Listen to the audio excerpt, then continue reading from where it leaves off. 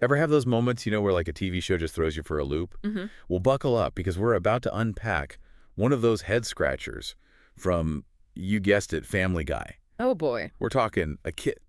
So out of left field, it sparked like full-on debates about humor, society, the whole nine yards. Hmm. And stick with us because by the end of this deep dive, you might just find yourself questioning, well, everything. I love it already. So for today's deep dive, we're cracking open an analysis. It's called kiss.txt, all about, get this, a single scene from Family Guy. Okay. And spoiler alert, it involves some serious lip locking. All right, you got me hooked. Lay it on me. All right, so picture this. Quagmire kissing Peter. Whoa, hold up. Like, for real? Oh yeah, full-on mouth-to-mouth action. And this isn't some like fever dream sequence or a quick cutaway gag. No, sir. This is a full-blown lingering kiss right there in the middle of the episode. You're kidding. I gotta see this. Oh, it's a classic Family Guy moment, all right. But here's where it gets interesting. The source actually quotes the episode description, saying, the kiss occurs during a series of comedic and uncomfortable interactions between Quagmire and his father, who has recently transitioned. In the midst of a chaotic and emotionally charged scenario, Quagmire, in a moment of frustration or impulse, kisses Peter. Okay, so we're talking classic Quagmire here, right? Always pushing the boundaries, always up for a good time. Well, sort of, but that's what makes this scene so fascinating. It takes everything we think we know about Quagmire, about Family Guy humor, about masculinity even, and turns it upside down. Right, because you wouldn't exactly call Quagmire a champion for breaking down gender stereotypes. Exactly. So the question is, are we seeing Family Guy trying to make a statement here? Hmm.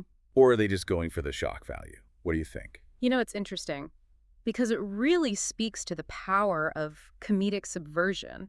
You take something familiar, even a little bit taboo, like a kiss between two straight guys, especially these two guys, and suddenly you're making people think about things in a whole new way. Yeah, and you can't deny that Family Guy has never been afraid to stir the pot. Right. They've tackled religion, politics, sexuality. This kiss, it's almost like another tool in their arsenal. Yeah, and it definitely gets people talking, which I guess is the point, right? Exactly.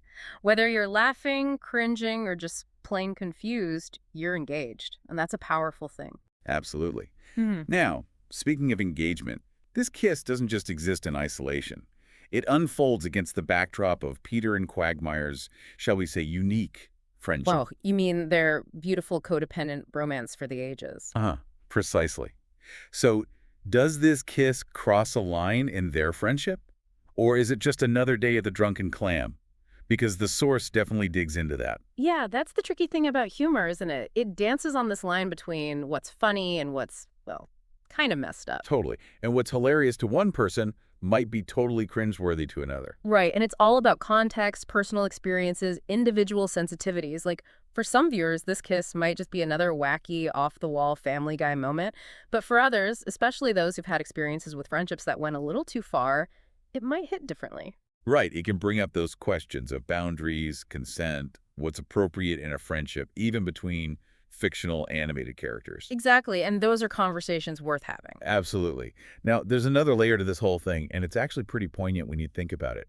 Remember how this kiss happens right when Quagmire's dad comes out as transgender? Right, right. It's almost like this moment of unexpected release in the middle of all this emotional chaos.